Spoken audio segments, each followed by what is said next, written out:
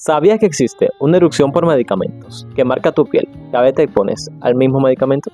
Quédate y aquí te lo cuento. Hablamos del eritema fijo medicamentoso, una reacción cutánea de hipersensibilidad a medicamentos que afecta a la piel y las mucosas. Recibe su nombre de eritema fijo medicamentoso debido a que la lesión que produce es eritematosa, que se aprecia como un enrojecimiento, y fijo medicamentoso porque esta lesión reaparece en el mismo lugar cada vez que el paciente se expone al mismo medicamento. Se caracteriza por la presencia de lesiones eritemato-violáceas, de forma redondeada o de forma ovalada, que aparecen después de la exposición a algún medicamento, generalmente antibióticos y analgésicos. Estas lesiones pueden ampollarse y con el paso del tiempo se oscurecen, dejando una hiperpigmentación persistente que puede durar de meses a años e incluso ser permanente. Así que si presentas lesiones como estas posterior al uso de algún medicamento, acude siempre por atención médica.